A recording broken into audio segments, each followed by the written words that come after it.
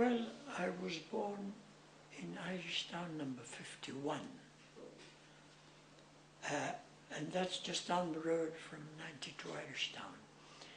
And there, I remember very clearly the flat my father and mother had when the children, the older children, were born and grew up in. This was a very modest flat. I remember it was a sort of a little corridor with a wardrobe or a cupboard at the far end.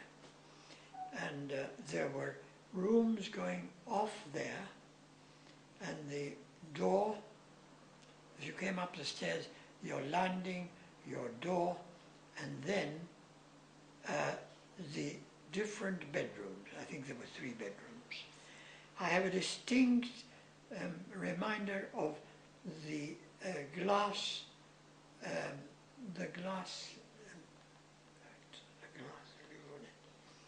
panel roof, the glass roof lighting, which I saw many years after when it had been removed and all that. But anyway, let's talk a bit about...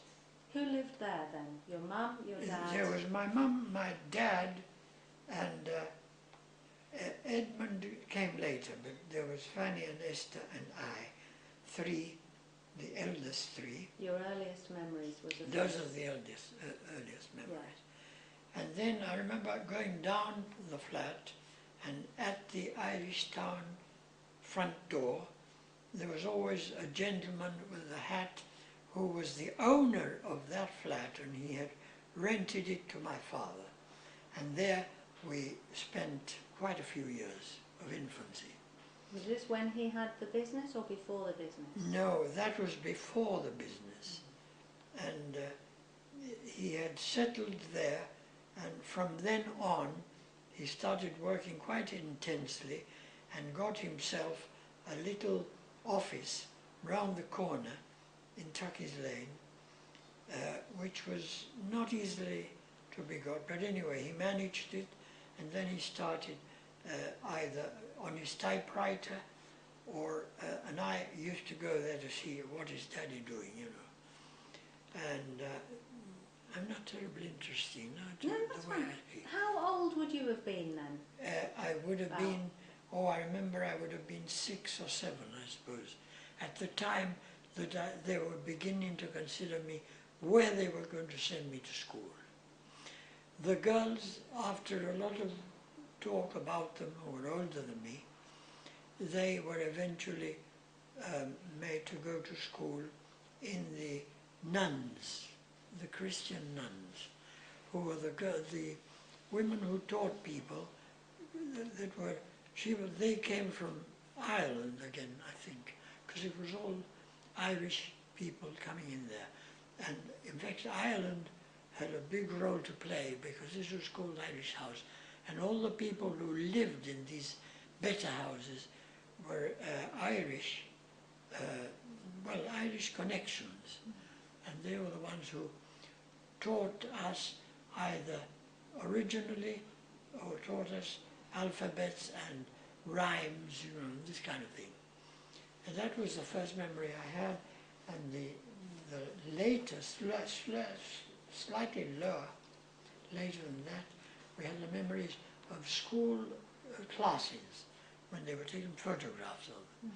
And I remember very distinctly, and in fact I've got some pictures of the student classes where we all were, which was a mixture of Spaniards, Gibraltar boys, and 2 of us were Jewish boys, the others, there was 1 or 2 Protestant boys, I remember 1 only. And the others were local Catholics and people who had children of the military that had connections with the governor and his troop, you know. Was this private school then? Not everybody. No, these were government schools meant to bring English into the Spanish atmosphere. And Spanish was very little looked down upon a lot, you know. So the class distinction there was very clear. The English were the top people, then the locals with aspirations of English were the Gibraltarians, and the Spaniards were the lower classes of all. And it was very, quite interesting for me to realize all that. And what else can I say now? This was 1933 that my father managed to save enough to buy the Irish house, and that cost him, if I remember rightly, £10,000, but it was a feat for him. Was that 92 Irish house? 92 Irish town, cost only £10,000. In those days, properties, well, pounds were very valuable. Before that, there was the Spanish dollars and the Spanish 5% coins, and most of the transactions there were made of Spanish pesetas. So he had 3 children then? 3 children. And he still wanted a big house like Irish Town? He knew yeah, he was because have more children. my mother was getting pregnant rather frequently, And she had a sister who married the Macias man, and they were competing to see who'd have a bigger family. And so every time Aunt Victoria got pregnant, Abuelo would say, well, Clara is also pregnant. So it was a kind of a race there, like they have in countries which are prosperous, because we were then becoming prosperous because of being protected by the British laws and being able to import goods from different places all over the world. And what else can I say now? Was this when he started the business then? He was starting importing? He started the business on commission basis because he didn't have capital enough to buy and didn't want to risk yet.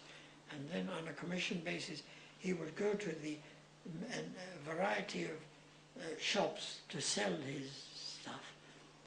They were mostly Indians who were very poor at the time, but they managed to get premises, and there was a saying amongst them that Indio barato ni come, ni bebe, ni gasta zapatos. Because they were men with a bag, and they'd come from India all the way, and they were completely penniless, but gradually with a bag on their backs and walking around, and they gradually became hired houses, hired shops, and managed to accumulate for protecting their families much of the money later on, which was sent to India, because India was always so poor. And anyway, Abuelo started going around finding what he could sell and to whom, And then in those days there was the British Navy, which was very big and very powerful, because they covered most of the Mediterranean, including Malta, including Alexandria, including Cyprus. All that were a very good place to trade too. So Abuelo began to trade, and he traded well. What was he trading? What his trading was?